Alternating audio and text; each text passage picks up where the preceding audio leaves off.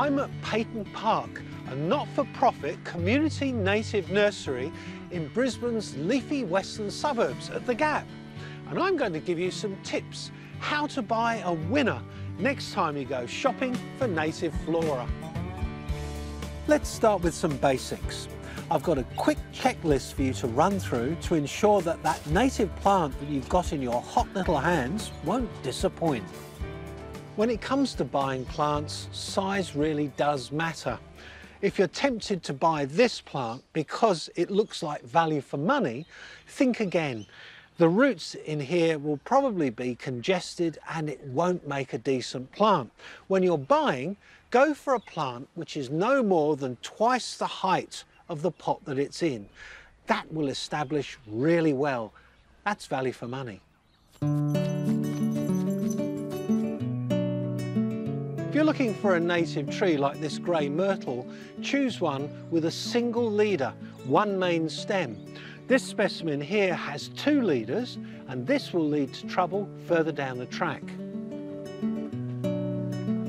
Just look at this Bribie Island pine. It had a double leader, and when it was 50 years old, it split. An easy way to check for plant health is to give the pot a squeeze. Now this is easy to squeeze, there's no resistance. That means the pot isn't full of roots. If it is full of roots, you won't be able to squeeze the pot. And those roots may be strangling the plant, making it very difficult for them to establish. And that is crucial for a wattle. They must have easy to squeeze pots. If it's a severe case like this, you'll feel the roots pushing up against the side of the pot, and there'll be firm resistance to your push. Plants that aren't root bound will be much easier to gently squeeze. Also, check out the drainage holes. These little holly fuchsias are just perfect. And when you see at the base here, there's just a few roots starting to come through. Perfect for planting. In fact, this bench system is designed to air prune the roots so you don't get long, tangled root systems coming out, which will be damaged when you plant them and generally don't establish either.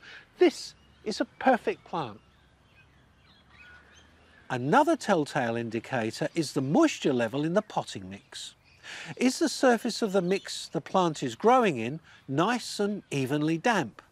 Or is it dried out, desiccated and resisting water? This could be a sign of hydrophobia, which is when the potting mix becomes old and tired, or when you get a thick crust of moss growing across the top of the pot, which prevents water penetrating. In either case, this can weaken the plant, and this may well be past its best.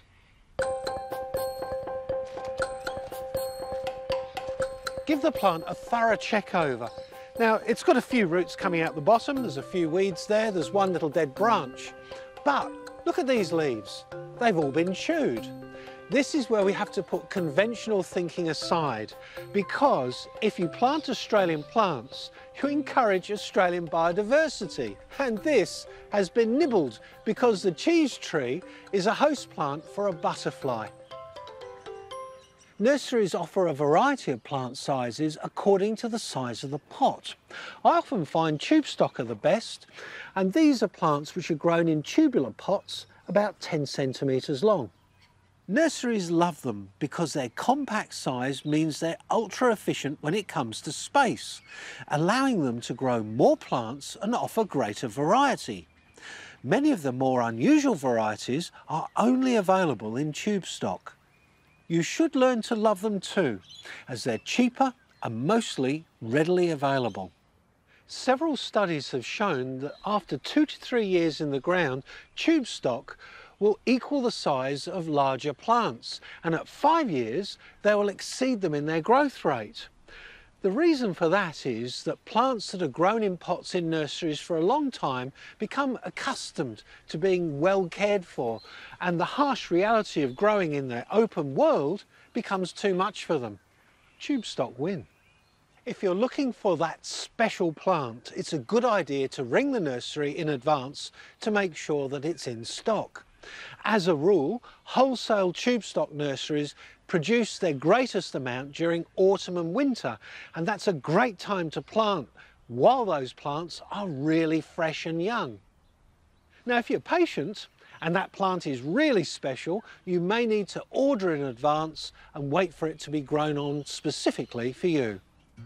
Part of the fun of visiting a nursery is checking out new varieties. Pink flowers, frilly edges, variegation. Many of these confected creations are what's known as cultivars, garden varieties of plants created by plant breeders for specific characteristics like flower size and colour, habit, shape or overall size. Now these are distinct from their wild relatives, and this is a really good example. This is Syzygium cascade.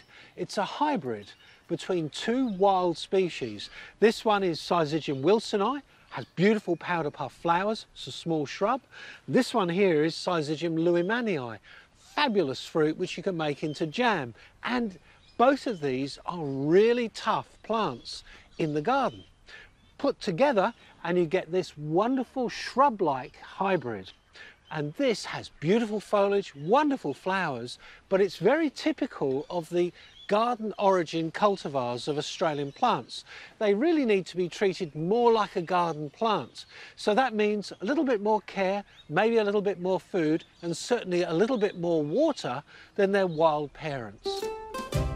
So think about what you're planning to create. If you want a bush garden, go for wild species. They're robust. But if you want to have Australian natives as an ornamental garden, expect to give them a little bit more care, a little bit more food and water and fussing, because they are genuinely garden plants. And there's a further distinction worth considering, and that is native versus indigenous varieties. Now this is a native elm. It's native to Australia, but it's also native to the Solomon Islands, New Guinea and the Philippines. This native plant gets around. But this is indigenous. It's Mckinleya macrocyadia, and it's indigenous to the top end of the Northern Territory and to Queensland. So if you want to plant indigenous plants, they'll be already adapted to your local soils and conditions, and the local wildlife know exactly how to use them. The Proteaceae family includes some of our showiest species, Banksias, Grevilleas, Waratahs and tree Waratahs, but they're all very, very sensitive to the amount of phosphorus that may be present in the soil. So if you're planting natives in garden soil that's already been improved, it may have too much for them to grow well. You can test the soil for a price, or you can grow these plants in pots and avoid that problem altogether. And if you are growing in pots, grab a bag of native potting mix while you're at the nursery. It's deliberately lower in phosphorus, whereas you'll find all the other potting mixes aren't. When you've got your new plant, take a breath. Resist the temptation to plant it immediately. Check the root system and, if it's necessary, like this one, repot it. And then put it into a holding space and observe it. See what happens. I like to move up one pot size at a time. I also save my planting until just before the wet season because rain will add more water to the soil than any tap can. Another thing to take into account is that even local species are being fed and watered in a nursery. So, after planting, it's a process of weaning them off to what's available at your place. To achieve this, I only water 6 times. Once at the time I'm planting, then the second time a week later, then 2 waterings a week apart, and the last 2 waterings a fortnight apart. And that way you harden off the plants from the paradise of living in a nursery to the harsh reality of the real world. Visiting your local native nursery can be an exciting experience. With a little forethought and checking, you can guarantee that what you bring home is a surefire winner.